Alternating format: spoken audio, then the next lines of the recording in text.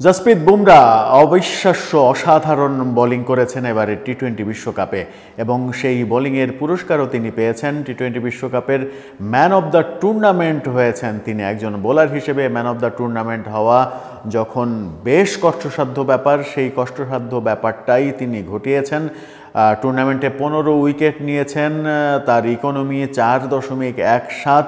সেই দুর্দান্ত বোলিংয়ের পুরস্কারের পর এবার বিশ্বজুড়ে জসপ্রীত বুমরাকে নিয়ে যে আলোচনা, সেই আলোচনায় নতুন করে যুক্ত হয়েছেন এবং সেই আলোচনাটাকে আরও অনেক দূর এগিয়ে নিয়ে যেতে চেয়েছেন ইংল্যান্ডের সাবেক অধিনায়ক মাইকেল ভন। মাইকেল ভন আরও কয়েক ধাপ এগিয়ে বলেছেন যে সাদা বলের সর্বকালের সেরা বোলার জসপ্রীত বুমরা। বুমরাকে সাদা বলের অর্থাৎ ওয়ানডে এবং টেস্ট ক্রিকেটে পৃথিবীর ইতিহাসের সবথেকে দুর্দান্ত বোলার এবং সবথেকে সেরা বোলার হিসেবে অভিহিত যখন করেছেন, তখন অনেক বিতর্ক সামনে আসতে পারে, অনেক নাম সামনে আসতে পারে, অনেক আলোচনা সামনে আসতে পারে।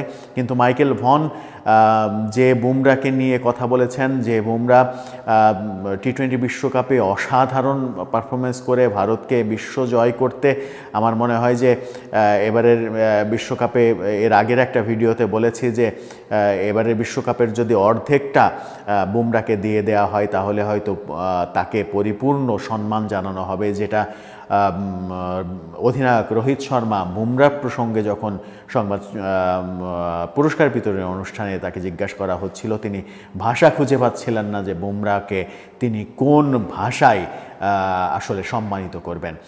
বুমরা দুর্দান্ত বোলিং করেছেন এবং ধারাভাষ্যকাররা বারবার বলেছেন যে আনপ্লেয়েবল এক একটা ডেলিভারি, যে ডেলিভারি যে কোনো ব্যাটসম্যানের জন্য খেলতে দুর্দান্ত কষ্টের ব্যাপার।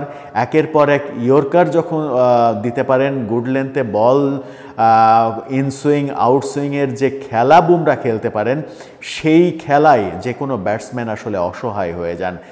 বুমরাকে যখন সাদা বলের সর্বকালের সেরা খেলোয়াড় হিসেবে মাইকেল ভন তার ছোট্ট ক্যারিয়ারের পরেই স্বীকৃতি দিয়ে দিলেন, যখন সামনে অনেক বড় বড় গ্রেট বোলারদের নাম আসবে, ওয়াসিম আকরাম, ওয়াকার ইউনুসের কথা আসবে, ভারতেরই কপিল দেব, জাভেদ শ্রীনাথের কথা আসবে, স্পিনে যদি আসি অনিল কুম্বলে, শেন ওয়ার্নের নাম আসবে, ফাস্ট বোলিংয়ে গ্লেন ম্যাকগ্রার কথা আসবে, অ্যালান ডোনাল্ডের কথা আসবে, কোর্টনি ওয়ালশ, কাটলি অ্যামব্রোসের কথা আসবে, অনেক বিশ্বখ্যাত বোলারের কথা আসবে।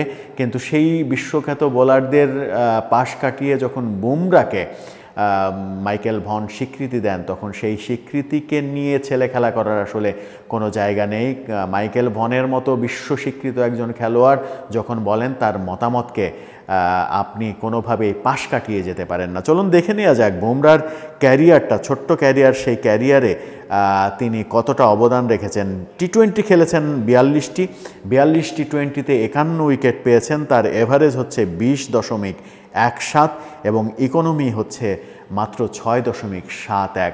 6.71 তার ক্যারিয়ারের ইকোনমি। এবারে টি-20 বিশ্বকাপে তিনি ইকোনমিতে বল করেছেন হচ্ছে 4.17। রীতিমতো অবিশ্বাস্য ইকোনমিতে বল করেছেন। ওয়ানডে ম্যাচ খেলেছেন 58টি, 103 উইকেট তার, 21.88 তার এভারেজ। ওয়ানডেতে ইকোনমি আরও ঈর্ষণীয়, 4.49।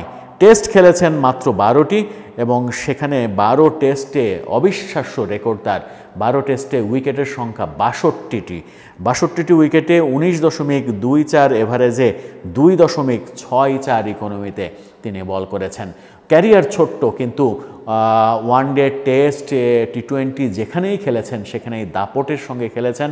মাঝখানে একটা দীর্ঘ সময় ইনজুরির সঙ্গে যুদ্ধ করেছেন, ইনজুরির সঙ্গে যুদ্ধ করে আবার দলে ফিরেই ওয়ানডে বিশ্বকাপে দল যখন ব্যর্থ হয়েছে, ওয়ানডে বিশ্বকাপে দুর্দান্ত বল করেছেন। কিন্তু টি-20 বিশ্বকাপে বুমরা তিনি তার জাত চেনালেন এবং বোলিংয়ে কিভাবে সামনে থেকে নেতৃত্ব দিয়ে দলকে জেতাতে হয় সেটা দেখালেন। সেই কারণেই হয়তো মাইকেল ভন একটু বেশি বাড়িয়ে হলেও হয়তো বলেই ফেলেছেন যে বুমরাই সাদা বলের সর্বকালের সেরা বোলার।